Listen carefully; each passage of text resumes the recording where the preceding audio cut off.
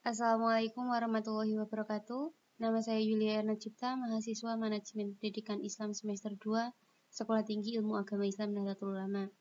Pada kesempatan kali ini, saya akan mempresentasikan tentang fungsi controlling dalam manajemen untuk memenuhi tugas mata kuliah pengantar manajemen. Yang pertama adalah pengertian. Menurut Kertonegoro 1998, pengawasan atau controlling adalah proses melalui manajer berusaha memperoleh keyakinan bahwa kegiatan yang dilakukan sesuai dengan perencanaannya. Menurut George R. Terry 2006, pengawasan atau controlling adalah proses mendeterminasi apa yang telah dilaksanakan, maksudnya mengevaluasi prestasi kerja dan apabila perlu, menerapkan tindakan-tindakan korektif sehingga hasil pekerjaan sesuai dengan rencana yang telah ditetapkan. Yang kedua yaitu tujuan controlling atau pengawasan. Nomor 1, tujuan controlling adalah memberi jaminan ketetapan dalam proses pelaksanaan tugas sesuai dengan rencana yang sudah dibuat, bisa didasarkan atas kebijaksanaan dan perintah. Kedua, tujuan controlling adalah melakukan koordinasi atas proses pelaksanaan pengawasan yang sudah ditetapkan untuk dikerjakan. Ketiga, tujuan controlling adalah melakukan tindak pencegahan perilaku pemborosan dan penyelewengan saat menjalankan suatu kebijakan atau perintah. Keempat, tujuan controlling adalah memberikan jaminan terwujudnya kepuasan masyarakat terhadap produk berupa barang dan jasa yang dihasilkan. 5. Tujuan controlling adalah membangun serta melakukan pembinaan terhadap kepercayaan masyarakat kepada pemimpin organisasi. Dalam hal ini bisa diartikan pemerintah. Yang ketiga adalah manfaat controlling.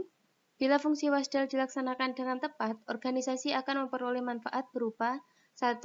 Dapat mengetahui sejauh mana program sudah dilakukan oleh staf, apakah sesuai dengan standar atau rencana kerja, apakah sumber daya telah digunakan sesuai dengan yang telah ditetapkan. Fungsi wasdal akan meningkatkan efisiensi kegiatan program. 2. Dapat mengetahui adanya penyimpangan pada pemahaman staf dalam melaksanakan tugas-tugasnya.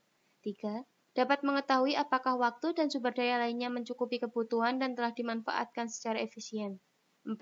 Dapat mengetahui sebab-sebab terjadinya penyimpangan. 5. Untuk memberikan ruang reguler untuk supervisis, untuk merenungkan isi dan pekerjaan mereka. 6.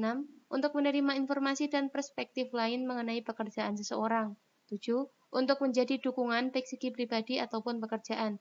8. Untuk memastikan bahwa sebagai pribadi dan sebagai orang pekerja, tidak ditinggalkan, tidak perlu membawa kesulitan, masalah, dan proyeksi saja. 9. Untuk menjadi proaktif, bukan reaktif. 10. Untuk memastikan kualitas pekerjaan. Yang keempat adalah prinsip-prinsip fungsi controlling. 1. Pengawasan yang dilakukan oleh pimpinan harus dimengerti oleh staf dan hasilnya mudah diukur. Misalnya tentang waktu dan tugas-tugas pokok yang harus diselesaikan oleh staf. 2. Fungsi pengawasan harus difahami pimpinan sebagai suatu kegiatan yang sangat penting dalam upaya mencapai tujuan organisasi. 3. Standar unjuk kerja harus dijelaskan kepada seluruh staf karena kinerja staf akan terus dinilai oleh pimpinan sebagai pertimbangan untuk memberikan reward kepada mereka yang dianggap mampu bekerja. Selanjutnya adalah pentingnya controlling. 1. Perubahan lingkungan organisasi. Berbagai perubahan lingkungan organisasi terjadi terus-menerus dan tidak dapat dihindari, sehingga harus mampu menghadapi tantangan atau memanfaatkan kesempatan yang diciptakan perubahan yang terjadi. 2. Peningkatan kompleksitas organisasi. Semakin besar organisasi, semakin memerlukan pengawasan yang lebih formal dan hati-hati. 3. Meminimalisasikan tingginya kesalahan-kesalahan. Sistem pengawasan memungkinkan manajer mendeteksi kesalahan tersebut sebelum menjadi kritis. 4. Kebutuhan manajer untuk mendelegasikan wewenang. Satu-satunya cara manajer dapat menentukan apakah bawahan telah melakukan tugasnya adalah dengan mengimplementasikan sistem pengawasan. 5. Komunikasi.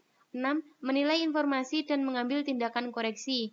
7. Langkah terakhir adalah pembandingan penunjuk dengan standar, penentuan apakah tindakan koreksi perlu diambil, dan kemudian pengambilan tindakan. Lalu bentuk-bentuk controlling. Ada 3 bentuk controlling atau pengawasan, yaitu 1.